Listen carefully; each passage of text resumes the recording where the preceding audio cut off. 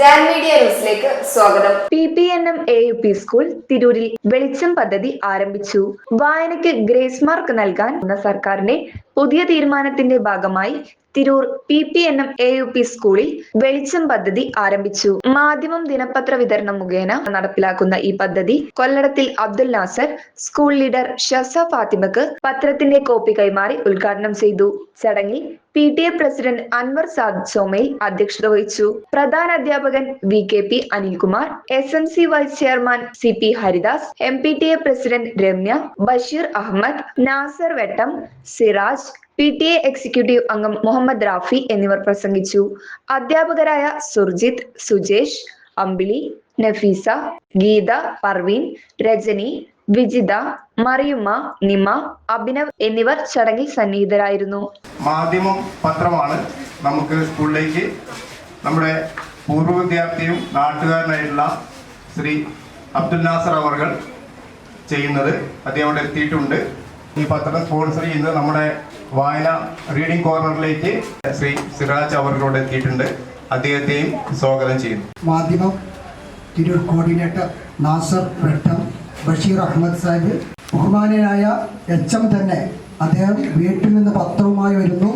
അതോടൊപ്പം തന്നെ മറ്റൊരു അധ്യാപകനായ സുജിത് സാറ് അദ്ദേഹത്തിൻ്റെ വീട്ടിൽ വരുന്ന പത്രവുമായിട്ടുണ്ട്. അങ്ങനെ ഈ ഒരു പ്രശ്നം പരിഹരിക്കാൻ അന്ന് തന്നെ അദ്ദേഹത്തിന് വാക്കുകൊടുത്തു. തീർച്ചയായിട്ടും ഈ ഒരു പ്രയാസം നമുക്ക് പരിഹരിക്കാം. അതിൻ്റെ അടിസ്ഥാനത്തിൽ ഞാനിത് സ്പോൺസർമാർ സംസാരിക്കുന്നതിനിടെ എത്തിക്കാമെന്ന് അദ്ദേഹം നൽകിയ വാക്ക് ഇവിടെ ഇന്ന് സാക്ഷാത്കരിക്കപ്പെടുകയാണ്. വളരെ സന്തോഷമുണ്ട്. നിങ്ങൾക്ക് നല്ല ഒരു ഓണം ആശംസകളും നേരുകയാണ്.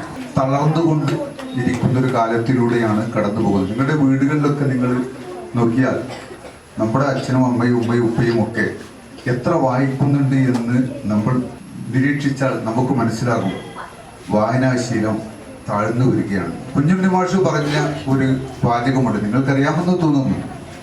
വായിച്ചാൽ വളരും, അല്ലെങ്കിൽ വളയും. ഈ നാട്ടിൽ നടക്കുന്ന നമ്മുടെ ഗവൺമെന്റുമായി ചുറ്റപ്പെട്ട അഡ്മിനിസ്ട്രേഷനുമായി ചുറ്റപ്പെട്ട ഗവൺമെന്റ് മന്ത്രിമാർ ഇങ്ങനെയുള്ള പല മേഖലയുടെ ചോദ്യങ്ങൾക്കൊക്കെ ഉത്തരം നമുക്ക് നമ്മുടെ വായനാശീലത്തിൽ കുറേയൊക്കെ കിട്ടും. അപ്പോൾ നമ്മുടെ വളർച്ചയാണിത്. മാധ്യമം പത്രം 1987 സ്ഥാപിക്കപ്പെട്ടത്.